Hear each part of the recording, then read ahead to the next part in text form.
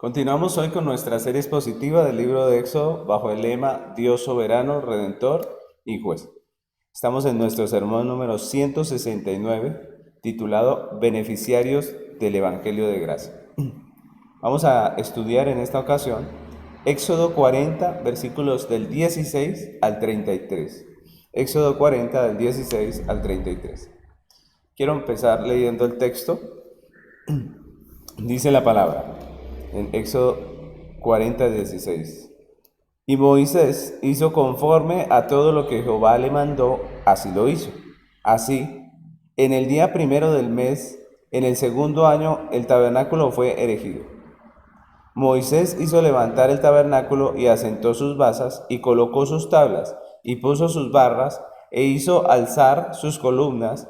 Levantó la tienda sobre el tabernáculo y puso la sobrecubierta encima del mismo, como Jehová había mandado a Moisés.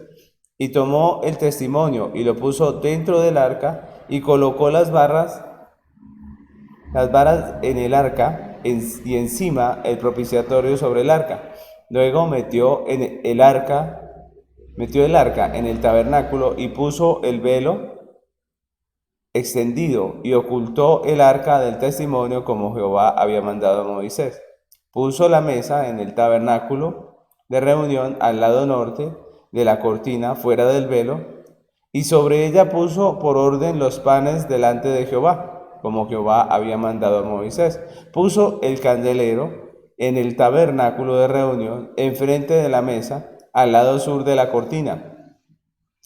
Y encendió las lámparas delante de Jehová, como Jehová había mandado a Moisés. Puso también el altar de oro en el tabernáculo de reunión delante del velo, y quemó sobre él incienso aromático, como Jehová había mandado a Moisés. Puso asimismo la cortina a la entrada del tabernáculo, y colocó el altar del holocausto a la entrada del tabernáculo de reunión, y sacrificó sobre él holocausto y ofrenda, como Jehová había mandado a Moisés.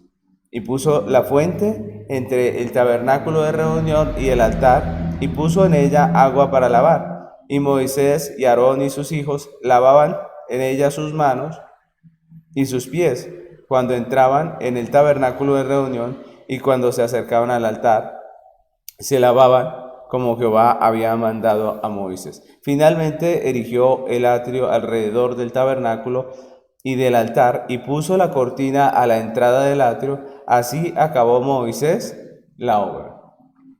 Vamos a estudiar este texto. Como podemos ver, hemos estado avanzando por toda esta historia del Éxodo. Hemos visto toda esta historia que nos narra el libro del Éxodo y hemos llegado a la parte final. Estamos a unos cuantos domingos de terminar nuestro estudio. Aquí estamos viendo cómo los hijos de Israel elaboraron el tabernáculo y finalmente lo erigieron, ¿cierto?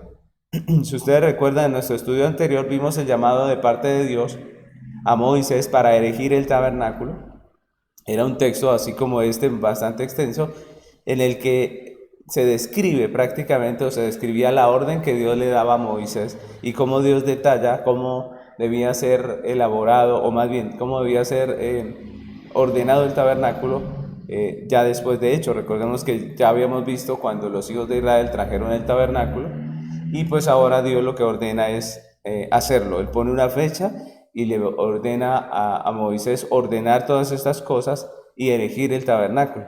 En esta ocasión, en este estudio que nos corresponde el día de hoy, pues esta es una descripción ya no de la orden que da Dios, sino de la ejecución de la orden por parte de Moisés, ¿no? Este versículo lo que hace es mostrarnos la manera en que Moisés obedece la orden, ¿no? El texto es una descripción de cómo Moisés toma todas estas cosas que ha recibido en manos de los hijos de Israel y empieza a ordenar, obviamente con la ayuda de ellos, el tabernáculo, ¿no? Es una descripción de cómo un hombre, es decir, Moisés, y pues obviamente todos los que estaban allí ayudando, los hombres, distribuyen y ordenan el santuario, y cómo Moisés incluso ministra dentro de él, porque el texto nos muestra que Moisés ministró allí, y todo esto obviamente conforme a lo que Dios había mandado. Si ustedes miran en lo que acabamos de leer, ¿cuántas veces dijimos como Jehová había mandado a Moisés? Esa expresión se repite dentro del texto que acabamos de leer varias veces. Varias veces se testifica de esto, ¿no?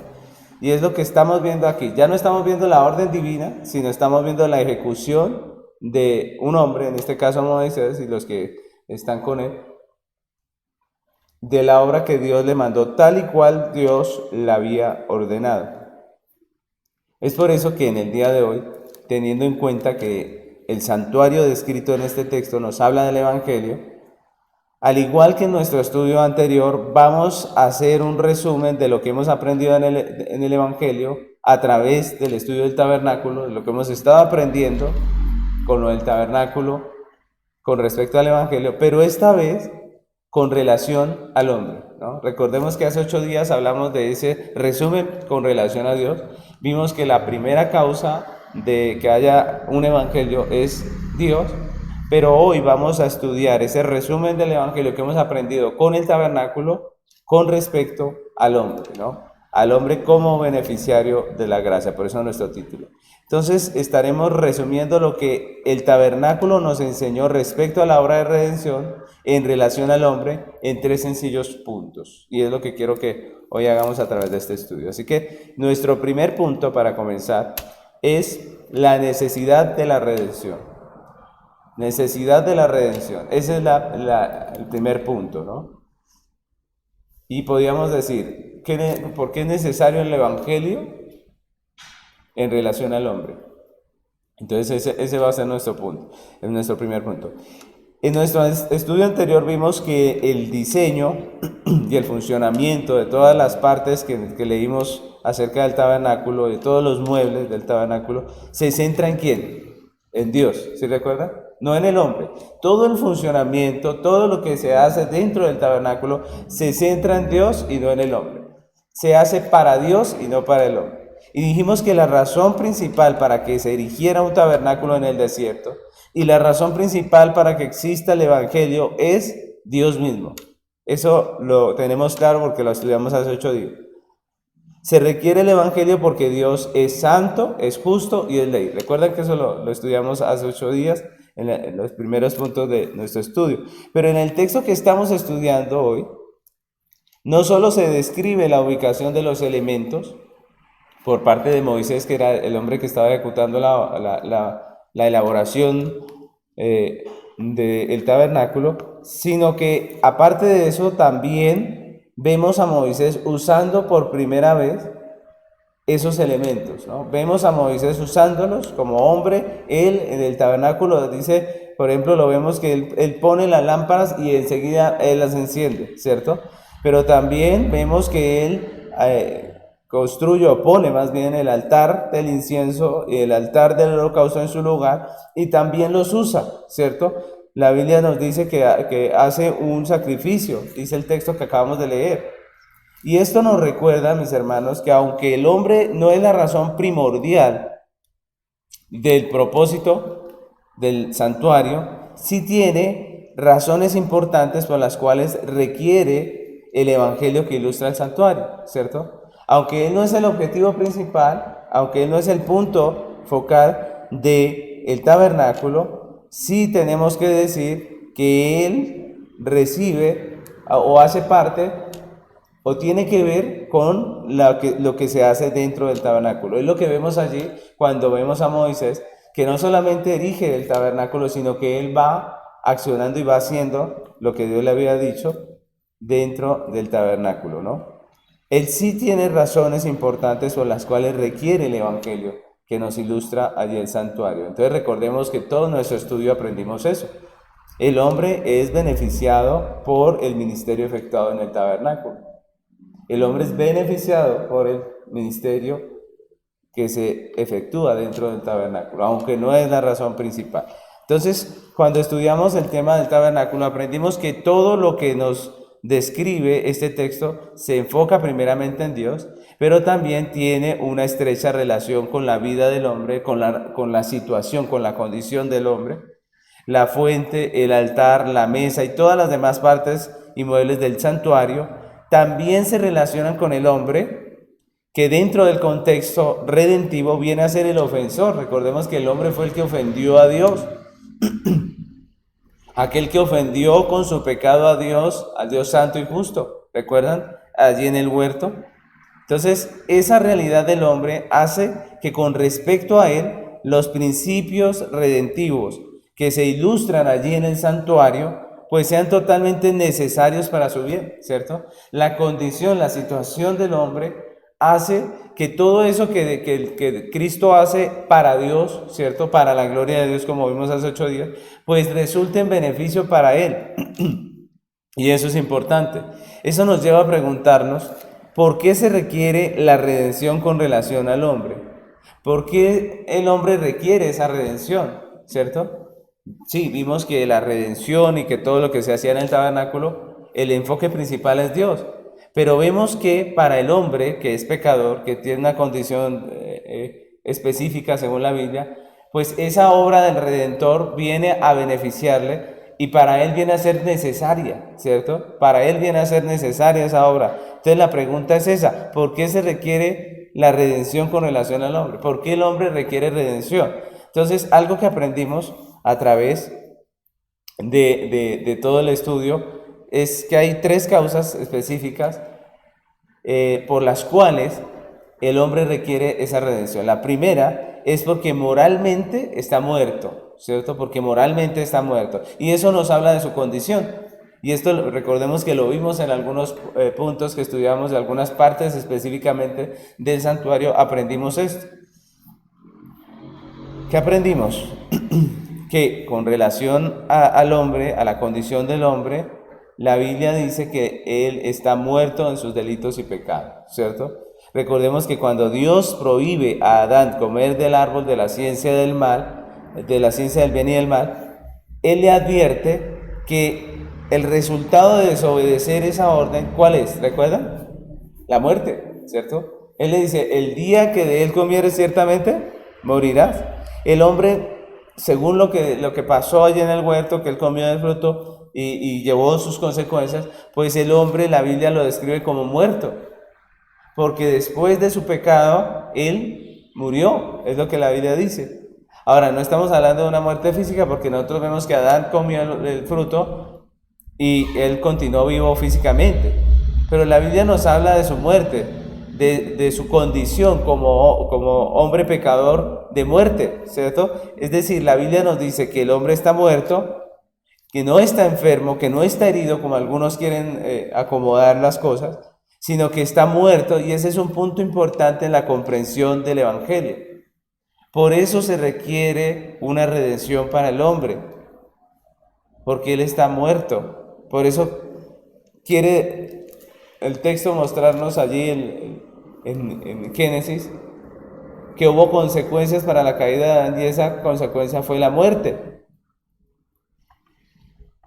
Pero eso no quiere decir, mis hermanos, que el hombre no necesita solamente vida que alguien se la pueda dar, mejor dicho, sino que el hombre necesita una vida que solamente Dios le puede dar. Y eso es importante. Si el hombre no está herido, si el hombre no está simplemente enfermo, sino que está muerto, él lo que necesita es vida, ¿cierto? Hoy en día muchas personas han querido pensar, han llegado a pensar que la solución para los problemas del hombre, para su conducta, para su comportamiento que es pecaminoso, que es ofensivo, que es violento, que es destructivo, muchos piensan que con terapia se puede curar esto, ¿cierto? Otros piensan que con moralidad el hombre puede enderezar su vida. Pero lo que nos enseña la Biblia es que eso no tiene ninguna clase de cura humana, sino que la única forma de que un hombre salga de su condición de muerte es que Dios le dé vida. Es lo único que le puede salvar, y es lo único que le puede volver a una condición diferente de la que está. Por eso Efesios capítulo 2, versículo 1 nos recuerda esa realidad. El hombre está muerto, dice Efesios 2:1. Y Él os dio vida a vosotros cuando estabais muertos en vuestros delitos y pecados. La condición del hombre es un punto muy importante dentro de lo que hemos aprendido del tabernáculo. El hombre está muerto en sus delitos y pecados y eso no va a cambiar a menos que Dios le salve. No lo cambia la moralidad, no lo cambia los buenos consejos, no lo cambia una terapia, no lo cambia ninguna de esas cosas. Solamente Dios puede transformar a una persona de su estado de muerte a un estado de vida. Entonces, eso es lo primero que vemos allí dentro de este primer punto. Estamos preguntándonos en este primer punto, estamos reflexionando por qué se requiere una redención con relación al hombre. Dijimos que primeramente porque él está muerto. Lo segundo que podemos decir dentro de este primer punto es que se requiere una redención por causa del hombre porque el hombre es enemigo de Dios.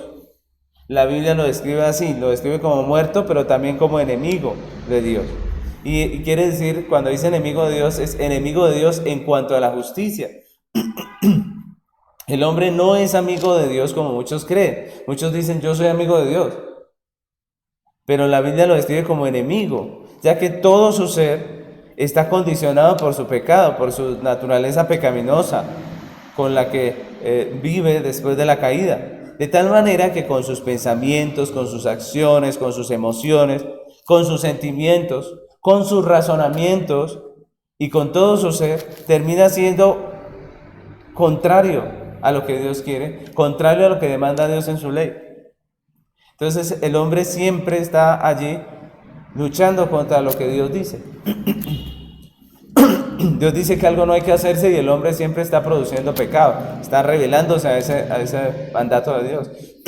Dios dice que hay que hacer algo y el hombre no quiere hacerlo, porque es enemigo de Dios. El hombre es enemigo de Dios y por eso lo vemos corriendo tras aquello que Dios aborrece. El hombre corre hacia el pecado, corre con deseo hacia el pecado y eso es lo que Dios aborrece. Entonces miremos cómo el hombre es enemigo de Dios. Por más de que quiera aparentar lo contrario, el hombre con sus acciones, con su vida, con su existencia, es enemigo de Dios.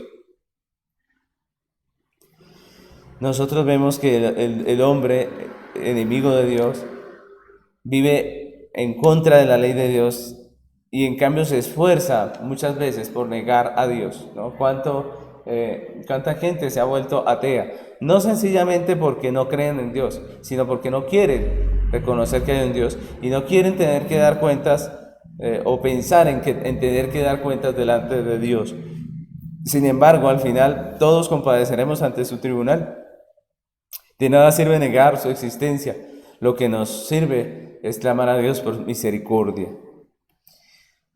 Tristemente, entre más el hombre prospera, entre más el hombre avanza en la tierra, su corazón más se rebela contra Dios, más se vuelve violento contra su Creador. Efesios capítulo 2, versículo 2, también nos recuerda esta realidad. El versículo 2 y 3 dice: en los cuales anduvisteis en otro tiempo siguiendo la corriente de este mundo, conforme al príncipe de la potestad del aire, el espíritu que ahora opera en los hijos de desobediencia. Miren cómo es la conducta del hombre, ¿cierto? Anda en pecado siguiendo la corriente de este mundo. Y luego dice el 3, en los cuales también todos nosotros vivimos en otro tiempo, en los deseos de nuestra carne, haciendo la voluntad de la carne y de los pensamientos, y éramos por naturaleza hijos de ira, lo mismo que los demás. El hombre es un hijo de ira, es un enemigo de Dios. El hombre es enemigo de Dios y su pecado lo único que merece es la ira de Dios. Por eso les llama hijos de ira. Y eso tampoco cambiará a menos que Dios le salve. A menos que Dios le salve, esa situación del hombre delante de Dios no puede cambiar. Santiago 4:4 dice: oh almas adúlteras, ¿no sabéis que la amistad del mundo es enemistad contra Dios? Cualquiera pues que quiera ser amigo del mundo se constituye enemigo de Dios. Miremos lo que dice el texto. Básicamente dice que el que es enemigo, el que es amigo del mundo se constituye enemigo de Dios. Y recordemos que el mundo, cuando la Biblia nos describe a qué se refiere con mundo, nos habla que son los deseos de la carne, los deseos de los ojos y la vanagloria de la vida. Todo aquello por lo que vive el hombre. Así que el hombre con su vida, con su ser, con sus anhelos, es contrario a lo que Dios piensa, a lo que Dios dice, y resulta siendo su enemigo, como dice el texto. Entonces, nos estamos preguntando por qué es necesario la redención en cuanto al hombre. Y estamos respondiendo, primeramente porque el hombre está muerto, segundo porque el hombre es enemigo de Dios, pero el tercer punto, o lo tercero que podemos decir, es porque el hombre es esclavo del pecado. El hombre es esclavo del pecado. 3 puntos sencillos que nos muestran la realidad del hombre. ¿Qué queremos decir cuando decimos que el hombre es esclavo del pecado? Estamos diciendo que él está privado de la libertad y que está condenado, es lo que quiere decir. Y Juan capítulo 8, versículo 34, Jesús dice estas palabras, dice, Jesús le respondió, de cierto os digo, que todo aquel que hace pecado, esclavo es del pecado. Y allí nos dicen, ¿a qué es esclavo el hombre? El hombre es esclavo del pecado. Y cuando la Biblia enseña que el hombre es esclavo, quiere decir que el pecado es su amo, ¿cierto? Es decir, su señor, el que le manda, el que le gobierna, ¿cierto? Quiere decir que el hombre le obedece, se sujeta a él, que no le pone resistencia y por eso no es libre, porque no vive en la libertad, sino vive sujeto, atado, esclavizado al pecado. Ahora, yo quiero aclarar una cosa. Esa no es una esclavitud obligada en el sentido de que el hombre esté en contra o que no quiera, ¿cierto?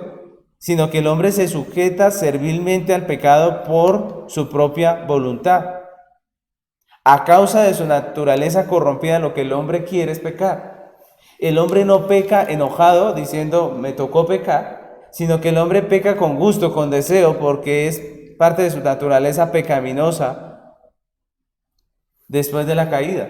Entonces nosotros veamos que cuando hablamos de la esclavitud del pecado, no estamos diciendo que el hombre pues vive tristemente pecando y como enojado porque le toca, sino que él disfruta su pecado y vive, anhela, desea su pecado.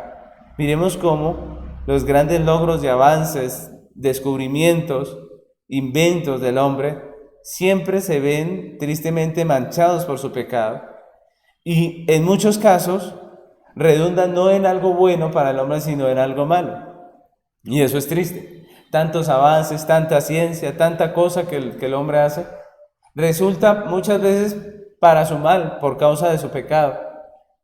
El hombre es esclavo del pecado, una y otra vez vuelve a él.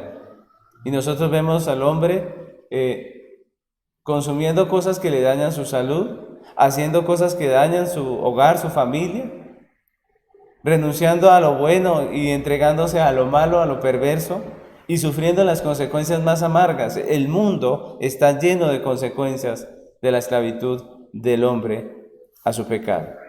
Entonces, prácticamente podemos terminar este primer punto diciendo que se requiere la redención con relación al hombre porque está muerto en sus delitos y pecados, porque es enemigo de Dios y porque su condición es de esclavitud también, ¿cierto? Que él es esclavo del pecado. Por esas 3 razones se requiere, o el hombre requiere del evangelio que Dios expone dentro del tabernáculo que estamos viendo y que estamos estudiando en esta mañana, como Moisés erige ese tabernáculo. Todo lo que el tabernáculo, los principios de ese tabernáculo que Moisés está erigiendo, nos muestran que el hombre requiere redención. Lo segundo que podemos decir en este estudio que estamos haciendo, lo segundo que hemos aprendido en nuestro estudio del santuario, con respecto a la obra de redención en relación al hombre, es la obra del Redentor. La obra del Redentor. Entonces, en el primer punto, nosotros hablamos acerca de la necesidad de redención con relación al hombre. En este segundo estamos hablando de la obra del Redentor. ¿Qué tiene que ver la obra del Redentor con relación al hombre? Hace 8 días hablamos algo así acerca de Dios, ¿no? ¿Qué tenía que ver con Dios? Hoy estamos hablando de la obra del Redentor en relación al hombre. Y en nuestro estudio anterior aprendimos que tanto en el santuario como en el Evangelio, el Redentor interviene en relación a Dios primeramente y no con relación al hombre. Es decir, el enfoque de la intervención de Cristo es Dios, primeramente. Cristo interviene en relación a Dios como sustituto del pecador delante de Dios para satisfacer esa demanda de justicia. Interviene también en relación a Dios como aquel que hace la expiación delante de Dios, satisfaciendo las demandas de la santidad y la justicia de Dios. Y Cristo también interviene en relación a Dios como mediador, cumpliendo las demandas de la ley de Dios. ¿Recuerdan? Eso lo vimos hace 8 días. Pero en el texto que estamos estudiando, vemos a Moisés ofreciendo el primer sacrificio dentro del santuario. Y eso nos recuerda que Moisés también fue allí, también en medio de todas esas cosas, también requería la obra del Redentor. Y eso es muy importante porque nos recuerda que si bien el hombre no es el objeto principal de la intervención de Cristo, de la obra de Cristo como mediador, como redentor, no obstante, la redención sí obra en favor del hombre en muchos sentidos.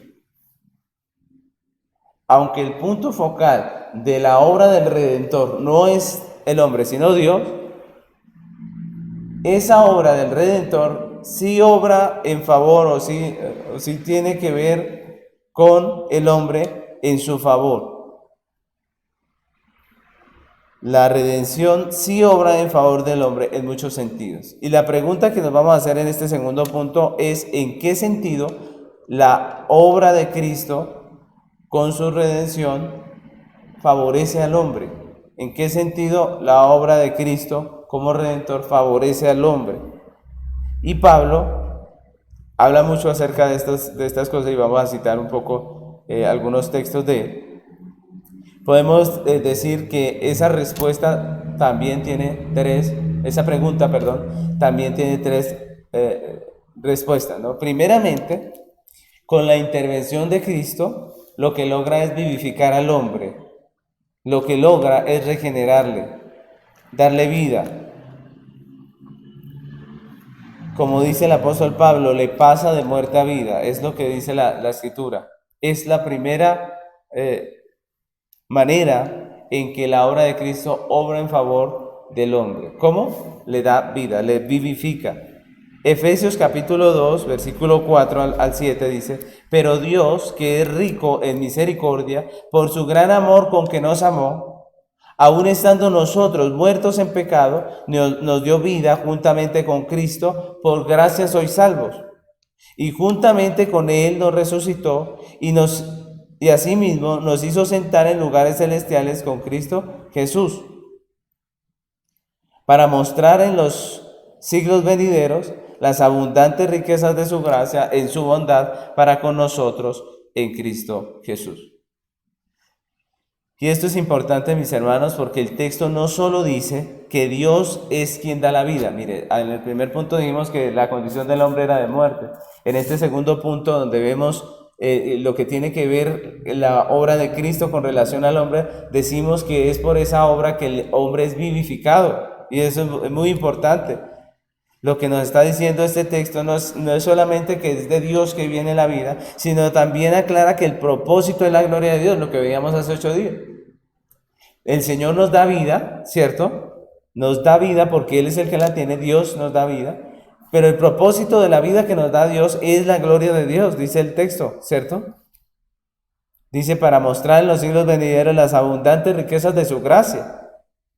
Pero también el texto nos dice que el regalo de la vida es un beneficio redentivo que nos llega como resultado de una acción jurídica. Miren que ahí nos dice que la vida que nos llega por Cristo, por la obra de Cristo.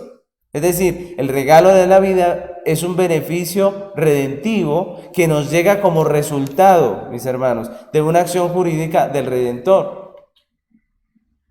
Es decir, que un hombre muerto en su pecado reciba vida, no es la recompensa de las buenas obras, no, porque él está muerto, sino que es un beneficio de la gracia de Dios por los méritos de Cristo. Y eso es algo precioso. La vida que tenemos, la tenemos por gracia. Dios nos ha dado vida cuando estábamos muertos en nuestros delitos y pecados. Y la única razón por la que tenemos vida como cristianos, la única razón de que estemos aquí hoy celebrando este Día del Señor, que seamos creyentes, que participemos de la iglesia de Cristo es porque Dios en su infinita gracia nos dio vida. Entonces, a la pregunta, ¿cómo es que la obra de Cristo beneficia o cómo es que la obra de Cristo tiene que ver en relación al hombre? Pues la primera respuesta que tenemos allí es vivificándole. Por la obra de Cristo el hombre es vivificado. Y es lo que vemos allí en este punto. Lo segundo que podemos decir con relación a este segundo punto es que Cristo como Redentor logra también la reconciliación del hombre. Logra primero la vida para el hombre, pero ahora también podemos decir que logra la reconciliación. Recordemos que en el primer punto dijimos que el hombre era enemigo de Dios, ¿cierto? Ese era su estado, era un hijo de ira, ¿cierto? Pero en este segundo punto decimos que la obra de Cristo logra la reconciliación del hombre que es enemigo de Dios, al satisfacer con la sustitución que hace Cristo en la justicia de Dios. Recordemos que somos enemigos de Dios de manera jurídica, no solamente estamos hablando de un sentimiento de enemistad, sino que estamos hablando de unas razones legales por las cuales el hombre es enemigo de Dios. Pero vemos nosotros que en el Evangelio Cristo reconcilia al hombre que es enemigo de Dios, al satisfacer como sustituto la justicia divina. Podemos decir que solamente a través de la obra de Cristo hay reconciliación del hombre pecador con el Dios Santo. No hay otra reconciliación, no hay otra manera, no hay otro intermediario, no hay otro que pueda mediar por nosotros ante el Padre para arreglar nuestra situación de enemigos de Dios, sino solamente la obra de Cristo, solamente lo que Cristo hizo en la cruz del Calvario. Romanos capítulo 5, versículo 10 dice así. Vamos a leer 10 y 11, dice. Porque si siendo enemigos fuimos reconciliados con Dios por la muerte de su Hijo, mucho más, estando reconciliados, seremos salvos por su vida. Y no solo eso, sino que también nos gloriamos en Dios por el Señor nuestro Jesucristo, por quien hemos recibido ahora la reconciliación. Miren que hemos sido reconciliados, pero el texto pone la base fundamental. La base fundamental de nuestra relación de reconciliados con Dios es la obra de Cristo. Y eso es lo que en este segundo punto vemos con relación a la obra de Cristo. La obra de Cristo es la única que nos puede reconciliar con Dios. Lo tercero que podemos decir en este segundo punto es que Cristo como mediador logra también la libertad del hombre esclavo. Recordemos, en el primer punto vimos que el hombre está esclavo al pecado, que él le obedece, le sirve, ¿cierto? Pero en este segundo punto decimos que Cristo como mediador logra la libertad del hombre que está esclavo. El hombre tiene la ley en su contra debido a su esclavitud. Es decir, la ley dice, nos llama a la obediencia y la ley condena la desobediencia y el hombre como esclavo del pecado se rebela contra la ley y recibe obviamente el pago de la rebeldía o la rebelión hacia la ley de Dios. El hombre tiene la ley en su contra debido a su condición perversa, pero ahora por el cumplimiento de esa ley en Cristo, el hombre recibe un beneficio de la libertad. El hombre recibe el beneficio de la libertad. Y por eso, mis hermanos, ahora cuando una persona es redimida, cuando una persona es salvada por la obra de Cristo, pues ahora empieza la ley a ser su amiga, empieza a ser su deleite y empieza él a amar la ley, ¿cierto? Y es lo que vemos en la palabra de Dios. El creyente, el redimido, puede expresar con sus labios amor por la ley de Dios, por esa ley que antes aborrecía, por esa ley que antes le era contraria. Ahora, como está en libertad, él puede amar esa ley. Dice Salmos 19, versículos 92. Miren lo que dice ese texto. Dice, si tu ley no hubiese sido mi delicia, ya en mi aflicción hubiera perecido. Y luego el versículo 97 dice, oh, cuánto amo yo tu ley, todo el día es ella mi meditación. Vemos a un hombre redimido, hablando de su amor su deleite en la ley de Dios. Y luego el versículo 103 dice, cuán dulces son a mi paladar tus palabras, más que la miel a mi boca. El salmista se deleita en la ley de Dios, no porque él haya sido más justo que los demás, sino porque él fue transformado, renovado y libertado por la obra preciosa del Salvador. Así que en este segundo punto podemos concluir diciendo que la redención de Cristo obra en favor del hombre vivificándolo primeramente, ¿cierto? Reconciliándolo también con Dios y libertándolo del pecado. Miren, a su estado de muerte, nosotros podemos decir que la obra de Cristo vivifica al hombre. Con su situación de enemigo de Dios, podemos decir que Cristo es el único que reconcilia al hombre. Y en su situación de esclavo del pecado, podemos decir que solamente Cristo puede libertar a un hombre de su esclavitud al pecado. Así que, mis hermanos, quiero pasar al tercer punto de nuestro estudio con respecto a la obra de redención en relación al hombre. Lo tercero que podemos hablar es de los beneficios de la redención. Entonces, otra vez nos preguntamos, ¿qué beneficios de la redención encontramos en favor del hombre? ¿Cuáles son los beneficios que la redención trae en favor del hombre? En nuestro estudio anterior aprendimos que el fin para el cual fue elaborado el tabernáculo es Dios mismo, ¿cierto?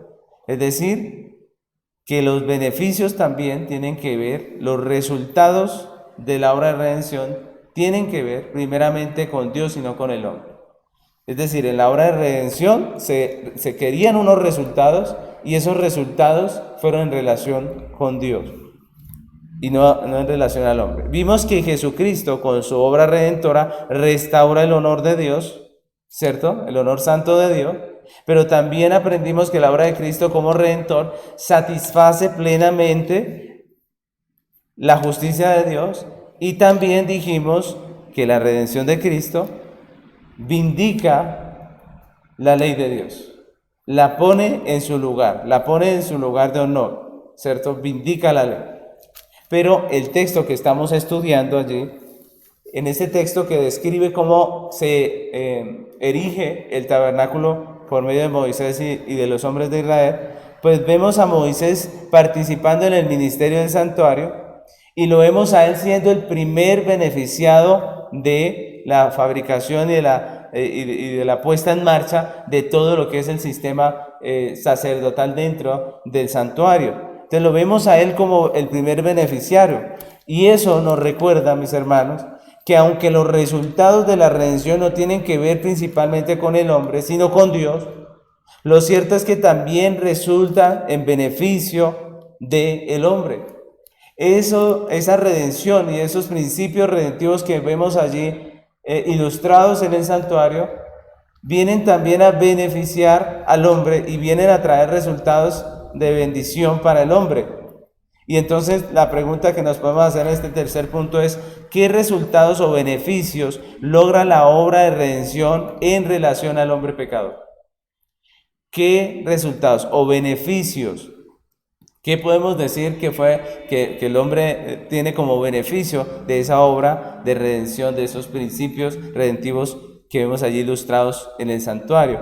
Pues primeramente, nosotros podemos decir que Cristo logra la reparación de la condición del hombre. La reparación de la condición del hombre. Recordemos que hemos estado diciendo a través de los puntos anteriores, hemos dicho que el hombre está muerto, ¿cierto? Que el hombre está muerto. Y en el segundo punto dijimos que solo Dios le puede dar vida, que solo en Cristo hay vida. ¿Qué pasa cuando el hombre recibe vida? ¿Qué beneficio recibe con la vida? Pues obviamente, mis hermanos, que todo su ser es transformado. Su condición cambia totalmente y ahora es alguien que puede vivir para Dios. Ezequiel, capítulo 36, versículos 25 al 27, dice, esparciré sobre vosotros agua limpia. Miren esta imagen de lo que es el momento en que Dios da vida a un hombre, el momento en que Dios le regenera. Dice, esparciré sobre vosotros agua limpia, y seréis limpiados de todas vuestras inmundicias. Y eso es algo que pasa en la redención, en la salvación del hombre. El hombre es limpiado de todas sus inmundicias. Dice, y de todos vuestros ídolos os limpiaré. Os daré corazón nuevo y pondré espíritu nuevo dentro de vosotros, y quitaré de vuestra carne el corazón de piedra y os daré un corazón de carne. Miren cómo el corazón del hombre cambia, ¿cierto? Es decir, el asiento de todas sus emociones, su voluntad, todo eso es transformado por la obra preciosa de Cristo. Miren que sí hay un beneficio, ¿cierto? Para el hombre, a pesar de que Él no es la razón principal, sí hay un beneficio para Él. Dice, y pondré dentro de vosotros mi espíritu, y haré que andéis en mis estatutos, y guardéis mis preceptos, y los pongáis por obra. Mis hermanos, primeramente Cristo logra la reparación de la condición del hombre. El hombre ya no está muerto en sus delitos y pecados. El hombre ya no está muerto en sus delitos y pecados, y eso es hermoso. Lo segundo es que cuando Cristo paga la deuda del pecador, le justifica y le permite vivir y morir con la conciencia limpia. Una conciencia limpiada por la obra del Salvador. Y eso es maravilloso. No hay cosa más terrible que tener una conciencia cargada de pecado, cargada de deuda, cargada de condenación. Eso es horrible. Vivir sabiendo que somos pecadores y vivir sabiendo que nos espera la condenación eterna, eso es horrible. Y esa es la situación del hombre, que no tiene esperanza, que ve la muerte aterrado, porque sabe que viene el día de su condenación. Pero el segundo beneficio que vemos para el hombre es que él puede vivir y morir con la conciencia limpiada por la obra de la redención, de salvación. Romanos capítulo 5, versículos 1 y 2 dice, justificados pues por la fe, tenemos paz para con Dios por medio de nuestro Señor Jesucristo, por quien también tenemos entrada por la fe a esta gracia, en la cual estamos firmes y nos gloriamos en la esperanza de la gloria de Dios. Ese texto es muy bonito. Dice que habiendo sido justificados por la fe, tenemos ¿qué? Paz. Tenemos paz para con Dios por medio de nuestro Señor Jesucristo. Podemos tener paz para con Dios por medio de la obra preciosa de nuestro Señor Jesucristo. No hay nada más maravilloso que poder tener la paz de haber sido perdonado por Cristo. Es algo maravilloso poder levantarse cada día con la conciencia limpiada por la sangre del Cordero. Es hermoso poder decir como el apóstol Pablo. El apóstol Pablo dijo, se aproxima mi muerte, pero yo estoy preparado. Alguno podría decir tan orgulloso Pablo, está diciendo estoy preparado, yo soy un hombre tremendo. No, lo que Pablo estaba diciendo es yo estoy preparado porque mi fe descansa en el Redentor. Estoy preparado porque mi fe descansa en el Redentor. Y nosotros estamos preparados porque nuestra fe descansa en el Redentor. La Biblia dice, ¿quién condenará al creyente? Dice, es Cristo el que murió, el que también resucitó, el que está a la diestra de Dios, el que intercede por nosotros. Es por la obra de Cristo que nosotros podemos tener paz. ¿Recuerdas la imagen del hombre llevando su cordero, su animal para el sacrificio, su sustituto sobre el altar y volviendo del tabernáculo gozoso porque todo su pecado había sido perdonado, porque había sido justificado delante de Dios, porque había logrado reconciliación delante de Dios? Ese es un beneficio maravilloso. El hombre creyente vive tranquilo, vive feliz, porque todos sus pecados han sido perdonados, porque ha sido limpiado por la sangre preciosa del Cordero. Y eso es un punto maravilloso. Ese es un punto precioso, ya que muchas de las aflicciones del hombre, muchas de lo que hoy en día llaman situaciones mentales y afecciones del hombre en cuanto a la carga que tiene en su corazón, son a causa de su conciencia. El hombre cargado de su pecado, dice la Biblia, que huye hasta la tumba, dice. Pero cuando estamos en Cristo, nuestros pecados han sido perdonados. Dios nos ha limpiado. No importa lo que piense el mundo, no importa lo que digan los hombres, el hombre no perdona. El hombre no perdona, pero Dios nos perdona, nos limpia. Dios quita de nosotros el yugo. La Biblia dice que es Dios el que quita de nosotros ese yugo y nos hace vivir con la frente en alto. Y este tercer punto nos habla de eso.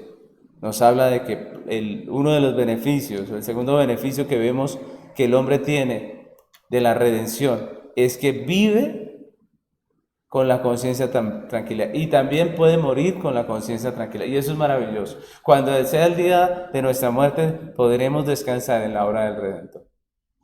Podemos ver la muerte en victoria, como dice la palabra de Dios.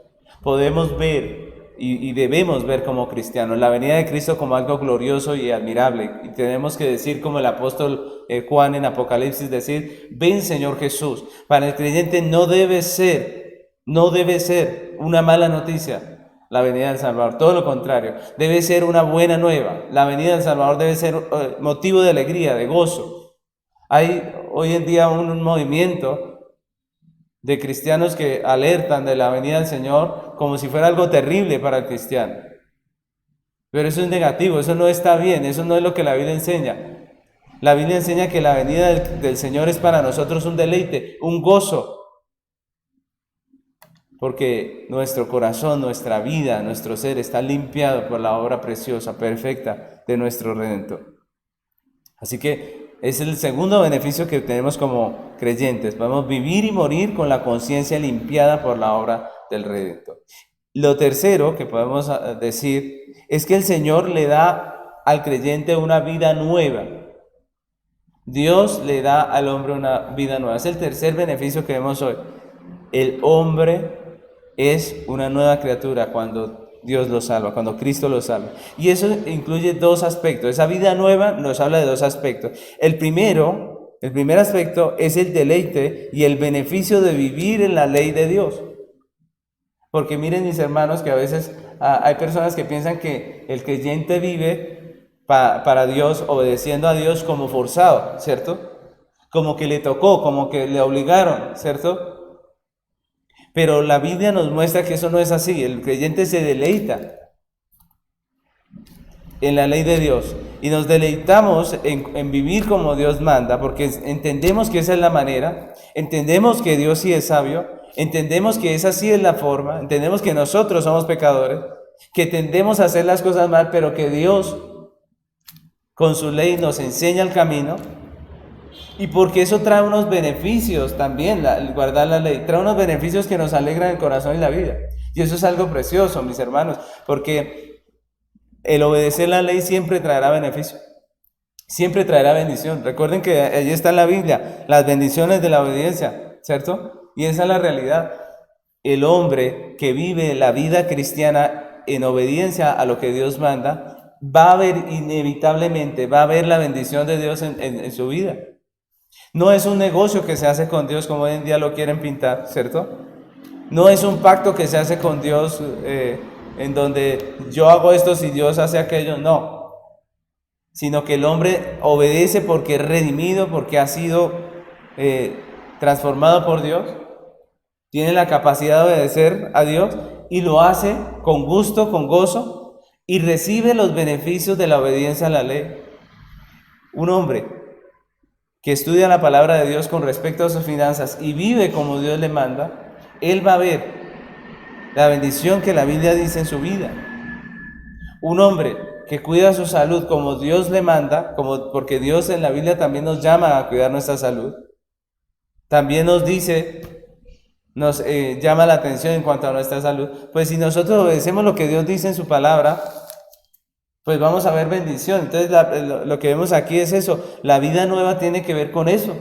Miren, mis hermanos, ¿cuántos de nosotros no sufrimos las consecuencias de haber tomado decisiones contrarias a la ley de Dios en el mundo? ¿Sí o no? Muchos de nosotros hoy, como creyentes, podríamos llegar a pensar, o de pronto lo hemos llegado a pensar, que si Dios hubiese querido que yo le conociese antes, pues me hubiera evitado tantos problemas. ¿Sí o no? Uno dice eso. Lo dice porque hoy en día entendemos, lo decimos porque hoy en día entendemos, porque tenemos una vida nueva, porque sabemos que vivir conforme a la ley de Dios nos libra de tantas situaciones terribles que muchas veces tenemos que vivir con ellas, porque ya tomamos la decisión y porque ya nos toca. Tenemos que vivir con las consecuencias que a veces son difíciles, a veces son amargas, pero que nos toca vivir porque ya lo hicimos así. Pero ahora, como creyentes, en esa nueva vida podemos hacer la voluntad de Dios y gozarnos del beneficio que tenemos en ella, del beneficio de vivir en la sabiduría de Dios. Miren lo que dice el Salmo 19, versículo 7, vamos a leer hasta el 11. Dice la palabra: la ley de Jehová es perfecta, que convierte el alma. Miren cómo nos habla este texto de la ley. La ley de Jehová es perfecta, que convierte el alma. Lo que hablábamos ahorita, la conversión, la regeneración. Dice: el testimonio de Jehová es fiel, que hace sabio al sencillo. Éramos necios, ahora que tenemos la ley, ahora que podemos amar la ley, somos sabios. Los mandamientos de Jehová son rectos, que alegran el corazón. Entonces la pregunta es: ¿el creyente se alegra en la palabra de Dios o le toca forzado vivir tratando de hacer caso a lo que Dios dice? No, la Biblia dice, el texto dice que esos mandamientos de Jehová son rectos y alegran el corazón. Obedecer la palabra de Dios alegra el corazón. Hacer las cosas como Dios manda en su palabra nos trae alegría, nos trae gozo, nos trae celebración, nos trae júbilo. Los mandamientos de Jehová son rectos, que alegran el corazón. El precepto de Jehová es puro, que alumbra los ojos. Ya no andamos ciegos por allí, sino que vemos lo que estamos haciendo con claridad. El temor de Jehová es limpio, que permanece para siempre. Los juicios de Jehová son verdad, todos justos. Deseables son más que el oro, y más que el mucho oro afinado, y dulces más que la miel, y que la que destila del panal. Tu siervo es además amonestado con ellos, en guardarlos hay grande galardón. En vivir conforme a lo que Dios nos manda hay grande galardón. Y parte de la regeneración es eso. ¿Recuerdan lo que leemos en Ezequiel? Haré que andéis en mis estatutos y guardéis mis preceptos. Mis hermanos, podemos disfrutar de criar nuestros hijos en el temor de Dios. Podemos disfrutar de manejar nuestras finanzas como Dios nos ha ordenado, como el dueño nos ha ordenado, de ser buenos administradores. Podemos disfrutar del privilegio de relacionarnos con personas temerosas de Dios que nos van a ayudar, que van a ser de bendición para nosotros. Tenemos los privilegios de guardar, de estar dentro de la ley de Dios. Tenemos el privilegio de la disciplina también, ¿cierto? Ese es un privilegio. Todos esos privilegios los encierra, los engloba lo que es la nueva vida que tenemos en Cristo. Resultados de ser regenerados es el disfrute. El resultado de ser regenerados y vivir de acuerdo a la ley es el disfrute. El otro aspecto en que el creyente tiene vida nueva, porque vimos que el primer aspecto en el que el creyente tiene vida nueva es en que puede disfrutar y ser beneficiado por la ley. Pero también el segundo resultado, el segundo aspecto en que el creyente tiene vida nueva es en la esperanza de la vida eterna. O sea, el hombre puede vivir en esta tierra con la esperanza de la vida eterna. Vivimos aquí en esta tierra. La pregunta es, ¿aquí hay aflicciones en esta tierra, sí o no? Claro. ¿Tenemos situaciones difíciles? Claro que sí. Jesús mismo dijo, en el mundo tendréis aflicción. Nosotros sabemos que esta tierra, aquí esta vida en esta tierra es pasajera. Por eso nos enfermamos, por eso nos pasan situaciones difíciles y finalmente por eso nos vamos a morir, porque es que esto es pasajero. Dios nunca nos dijo que esto iba a ser aquí en la tierra, iba a ser así la vida para siempre, sino que Dios dijo, nos habló de una vida eterna, que íbamos a morir aquí y que vamos a tener vida eterna. Hay otra vida. Y eso es maravilloso. Tenemos la esperanza de la vida eterna, mis hermanos. La nueva vida no solamente encierra los beneficios que tenemos ahora, que podemos vivir como Dios nos manda, sino que también encierra el disfrute de esta vida, que la podemos vivir con los ojos puestos en la eternidad, porque nuestra ciudadanía no está aquí. Todo lo que tenemos aquí es pasajero. Si Dios le ha dotado con muchas cosas, le felicito, pero todas esas cosas son ¿qué? Pasajeras. Si usted tiene una dotación que no es toda la que quisiera, también le tengo que decir lo mismo. Sea lo que sea que tenga, que Dios le haya provisto, eso es pasajero, todo esto es temporal, pero Dios nos ha prometido una morada eterna, y con esa esperanza es que vivimos en esta tierra. En medio de las situaciones difíciles, recordemos, nuestro lugar no está aquí. Colosenses capítulo 3, versículos del 1 al 4 dice así: si pues habéis resucitado con Cristo, buscad las cosas de arriba, donde está Cristo sentado a la diestra de Dios. Poned la mira en las cosas de arriba y no en las de la tierra, porque habéis muerto y vuestra vida está escondida con Cristo en Dios. Cuando Cristo, vuestra vida, se manifieste, entonces vosotros también seréis manifestados con Él en gloria. Vivimos con la conciencia de que aquí estamos de pasada. Vivimos con la conciencia de que aquí estamos de pasada y estamos para glorificar a Dios. El mundo tal vez tiene otros fines y otros medios y otras causas. Tal vez la gente en el mundo viene aquí para amacizar fortuna, ¿cierto? Pero nosotros venimos para la gloria de Dios, para cumplir el propósito de Dios, para glorificarle, sabiendo que aquí estamos de pasada y que tenemos una morada eterna. Filipenses 3, versículos 20 y 21 dice: mas nuestra ciudadanía está en los cielos, de donde también esperamos al Salvador, al Señor Jesucristo, el cual transformará el cuerpo de humillación nuestra para que sea semejante al cuerpo de la gloria suya, por el poder con el cual puede también sujetar asimismo todas las cosas. Así que, mis hermanos, este tercer punto podemos resumirlo o podemos decir que en cuanto a los beneficios de la obra de redención en relación al hombre, Cristo logra la reparación de su condición primeramente, ¿cierto? Paga la deuda del pecador y le justifica, permitiéndole vivir y morir con la conciencia limpia. Y finalmente le da vida nueva en esta tierra al hombre, de tal manera que puede vivir conforme a lo que Dios le ha mandado y también con la esperanza de la vida eterna. Así que quisiera yo hacer una conclusión general de lo que hemos aprendido hoy. Primeramente, aprendimos que se requiere la redención con relación al hombre porque está muerto en sus delitos y pecados, porque es enemigo de Dios y porque es esclavo del pecado.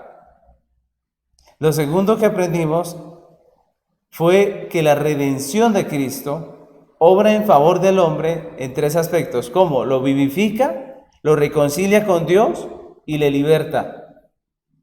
Y finalmente aprendemos que en cuanto a los beneficios de la obra de redención con relación al hombre, Cristo primeramente repara su condición,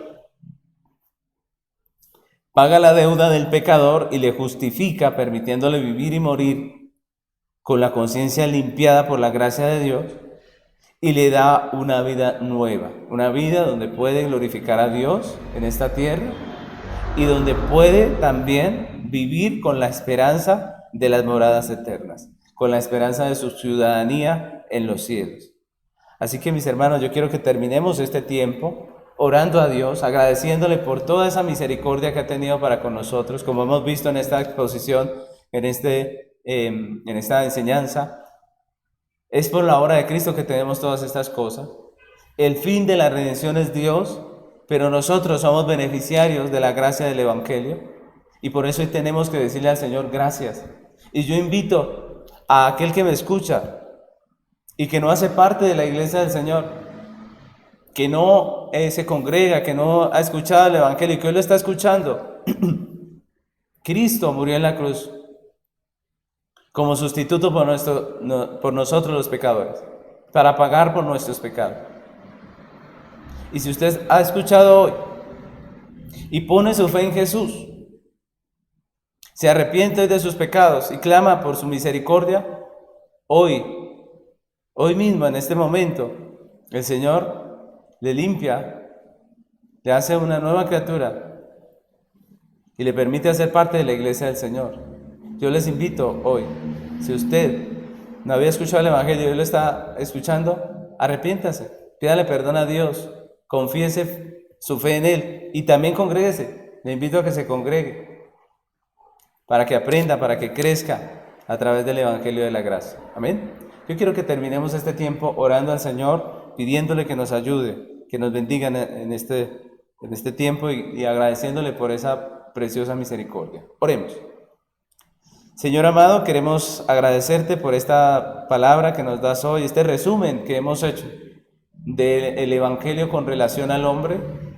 A través de todo este estudio del tabernáculo hemos podido aprender y entender mucho mejor el Evangelio. Queremos agradecerte porque vemos que la obra de redención es tuya y es para ti. Vemos que el punto central de la obra de redención es Dios y que nosotros, en medio de toda esta historia de redención, somos beneficiarios de la gracia. Queremos agradecerte, Señor, porque estando muertos, Señor, siendo enemigos y esclavos, tú nos has dado vida, tú nos has reconciliado y tú nos has libertado. Gracias por toda esa bendición que podemos tener de ti, Señor. Gracias por todos esos beneficios que podemos tener después de que tú nos has redimido en la redención, Señor. Gracias por toda esa misericordia que tenemos en Cristo, Señor. Queremos agradecerte y pedirte que nos ayudes a vivir en esta tierra para tu gloria. Ayúdanos, como veíamos hoy en este estudio, a vivir y a morir para tu gloria, con la conciencia tranquila por tu preciosa gracia. Te damos muchas gracias por todo lo que haces, Señor, y te bendecimos hoy en el nombre de Cristo Jesús. Amén.